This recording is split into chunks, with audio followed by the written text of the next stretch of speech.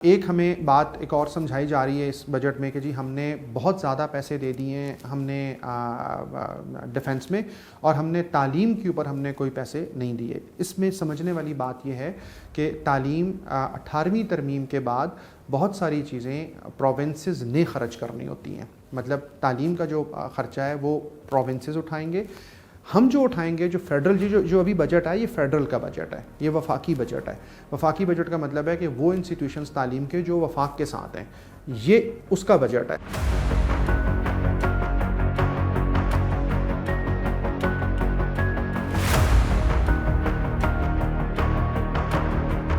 Budget ये चीज़ होती है कि हमने जो अगले साल हमारा आना है 1 जुलाई से लेके 1 जुलाई 2023 से लेके 30 जून 2024 तक, उसके लिए पैसे कितने हम इकट्ठे करेंगे, एक कंट्री के अंदर कितने पैसे इकट्ठे करेंगे और उस कंट्री में हम कितने पैसे खर्च करेंगे। जो एक साल का बजट है ये किसी कौम की ज़िंदगी पे कोई बहुत बड़ा असर नहीं डालता। ऐसा असर नहीं डालता कि जिससे कि कोई पॉलिसी का कोई बहुत बड़ा इंटरवेंशन आ रहा होगा। ये ज़रूर है कि बजट अगर एक रुख पे 5, 6, 8 साल एक ही तरह का चलता रहे, अगर आप एक बजट अगर आप ख़राब बन रहा है और वो ख़राब से ख़राब तर होता चला जा रहा होगा तो वो कौम को ख़राब कर सकता है। और अगर बजट अच्छे से अच्छा तर एक साइड पे अगर अच्छे से अच्छा हो रहा होगा तो वो बजट कौम के लिए वो बजट एक अच्छा सा बुरा हो रहा होगा। इस साल का बजट का जो हम कहते हैं कि हमारी तारीख का जो सबसे बड़ा बजट है आउटले के हिसाब से। आउटले का मतलब ये है कि हमने टोटल जो हमने प्लान किया है, हमने प्लान ये किया है कि हम 14.4 ट्रिलियन रुपया इकट्ठा करेंगे, ख़र्च करेंगे। इसमें जो समझने वाली बात है वो ये है कि जो जिसको बहुत ज़्यादा इस दफ़ा क्रिटिसाइज़ भी किया जा रहा है और जो बहुत ज़्यादा हमें मुश्किल बात समझाई जा रही है वो ये है कि जितने पैसे हम इकट्ठे कर रहे होंगे उन पैसों में से प्रोविंसेस का हिस्सा निकाल के हमारे पास जो पैसे बचते हैं वो पैसे बचते हैं 6.9 ट्रिलियन रुपया।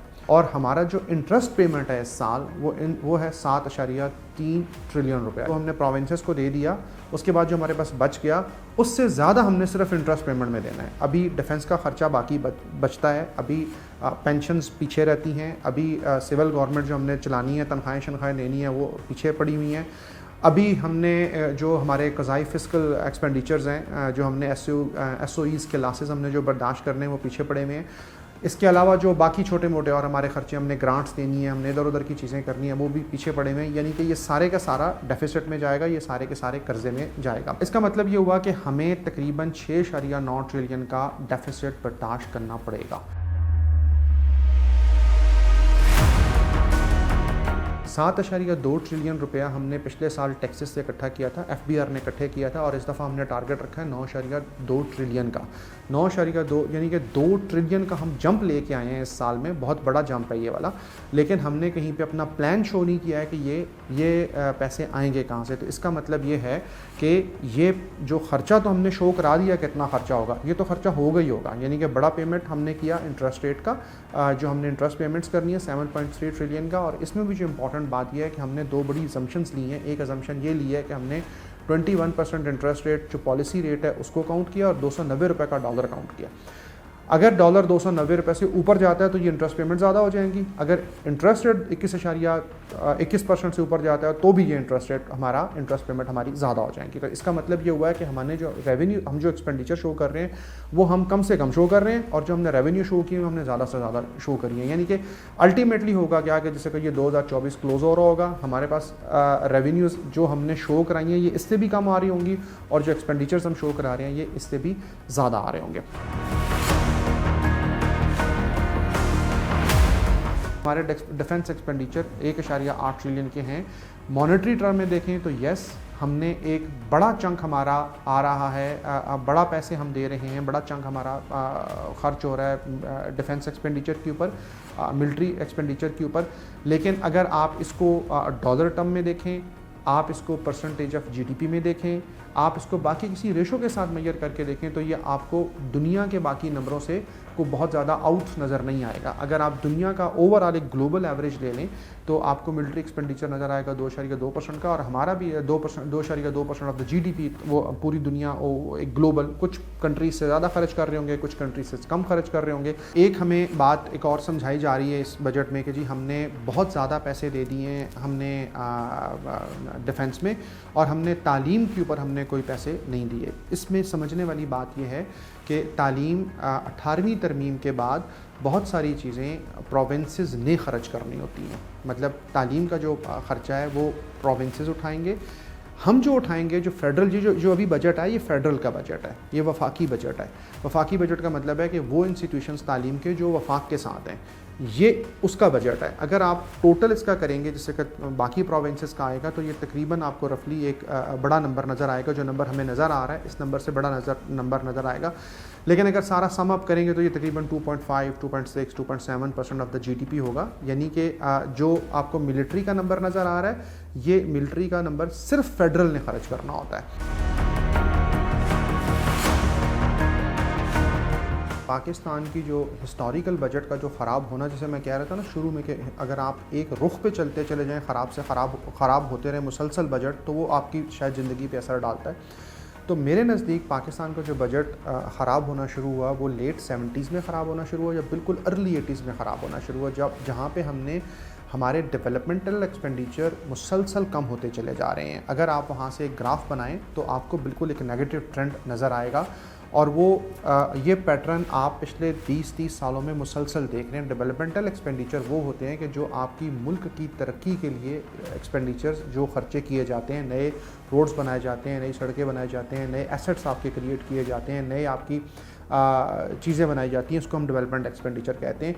जो आपके करंट एक्सपेंडिचर्स होते हैं वो होते हैं कि जो हमने रोज़मर्रा की चीज़ों के लिए इस्तेमाल करके और वो उसी साल ख़त्म हो जाते हैं, वो उनका हिस्सा मुसलसल ऊपर की तरफ बढ़ रहा है। और जो डेवलपमेंट एक्सपेंडिचर है वो कम होते होते तकरीबन अब तकरीबन रफली कुछ 7 से 8% बाकी रह गया। बाकी 93% तकरीबन हमने खर्च कर देना होता है अपने करंट एक्सपेंडिचर के ऊपर। ये तो एक बात है, लेकिन पिछले दिनों में, पिछले 2-3 सालों में जो एक और अलार्मिंग सिचुएशन क्रिएट हुई है वो ये है कि हमारे शेयर्स का जो है ना वो कंपोजिशन बहुत तेज़ी से बदला है कि अब हमारे बजट में जो इंटरेस्ट पेमेंट का हिस्सा है वो बहुत तेज़ी से ऊपर आया है।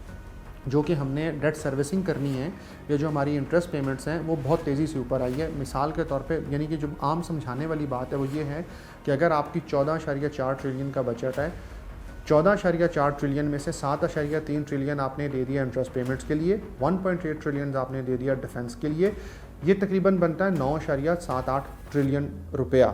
9.78 ट्रिलियन आपका पिछले साल का पूरा बजट था। यानी कि सिर्फ 2 हेड्स में, इंटरेस्ट पेमेंट्स में और डिफेंस में आपने दे दिया ये। तो इसका मतलब ये हुआ कि अब आपको पेंशन्स के लिए, अब आपको अपनी गवर्नमेंट चलाने के लिए, तनख्वाहों के लिए, बाकी जो रनिंग हैं उनके लिए आपको कर्ज़ा लेना पड़ेगा। यानी कि थोड़ी सी और आसान ज़ुबान में मैं समझाऊँ तो एक डिफरेंट तरह की अब सस्टेनेबिलिटी का सवाल क्रिएट होना शुरू हो गया है कि पहले सालों में हम ये बात करते थे कि जी डेट सस्टेनेबल होना चाहिए। अब हमारे पास एक और चीज़ आ गई है कि हम कह रहे हैं कि यार कि देखें, दुनिया में जब भी अगर आप बाकी दुनिया में देखते हैं तो वहाँ पे भी फिस्कल डेफिसिट के इश्यूज़ होते हैं। फिस्कल डेफिसिट से मुराद ये है कि आपके रेवेन्यूज़ कम हैं और एक्सपेंडिचर्स आपके ज़्यादा हैं, वहाँ भी होते हैं। लेकिन वो जो फिस्कल डेफिसिट होता है वो कर्ज़ा लेते हैं। हम जो कर्ज़ा ले रहे हैं वो बेसिकली अपनी इंटरेस्ट पेमेंट्स को पूरा करने के लिए कर्ज़ा ले रहे हैं। हमारी जो एनर्जी सेक्टर है, एनर्जी सेक्टर का जो सब्सिडीज़ हैं इसको हमने जितनी ज़्यादा से ज़्यादा, जितनी जल्दी से और जितनी ज़्यादा तेज़ी से कर्टेल कर सकते हैं, इसको अगर हम कर्टेल कर लें और हम लाइन लॉसेस अगर हम कर्टेल कर लें और अगर हम अपनी रेवेन्यू जनरेशंस बढ़ा लें तो शायद हमें कुछ रिलीफ मिलेगा। ये एक बात है। दूसरी बात है वो जो 18वीं तरमीम जो मेरे नज़दीक सबसे खूबसूरत चीज़ थी कि आप सूबों का बोझ सूबों को शिफ्ट करें और उसके बाद तीसरे टियर पे जाके लोकल गवर्नमेंट का बोझ लोकल गवर्नमेंट को शिफ्ट करें, तो वो उससे उनके लिए एक आसान सूरत हाल पैदा हो जाएगी और उनके लिए भी और फेडरल के लिए भी।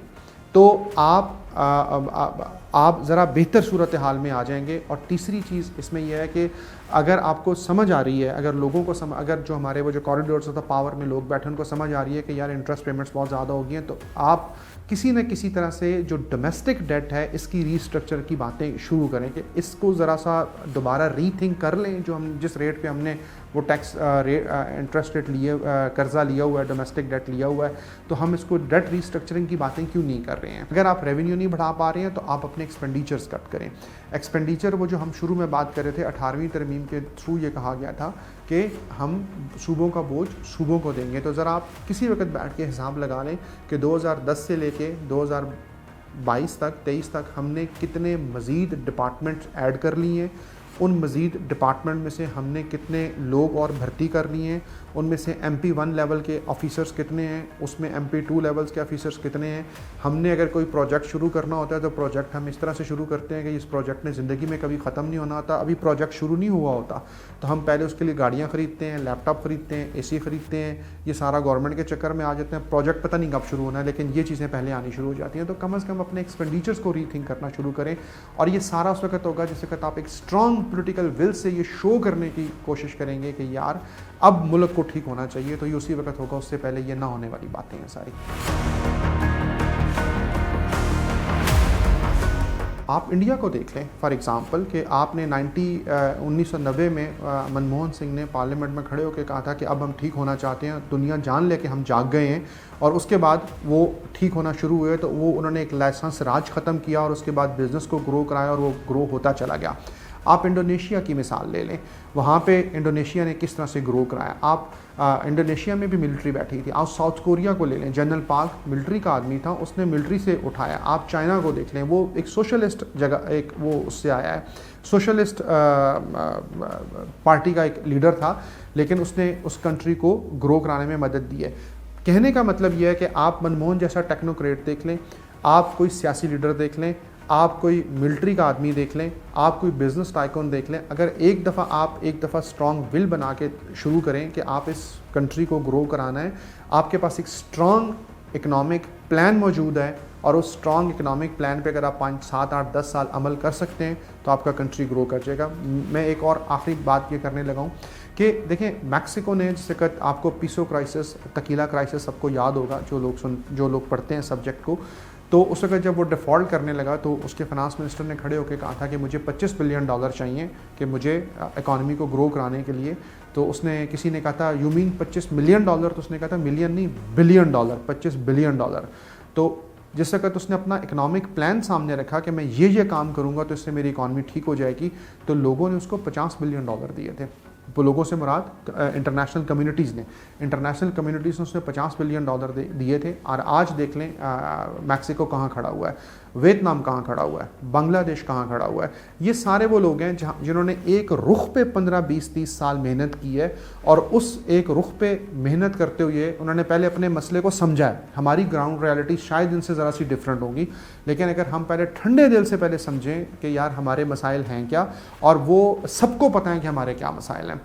इसमें इस वक्त जो मुझे समझ आ रही है वो ये बात समझ आ रही है कि जो हमारी जो हाईअप्स हैं, ये जो स्टेक होल्डर्स हैं, 3 बड़े, एक मिलिट्री, एक बड़े पॉलिटिकल लोग और एक बड़े बिजनेस टाइकन्स, ये अपने आप को इस वक्त इक्विलिब्रियम में समझ रहे हैं। ये समझ रहे हैं कि हम लोग बिल्कुल ठीक हैं, कोई प्रॉब्लम नहीं है।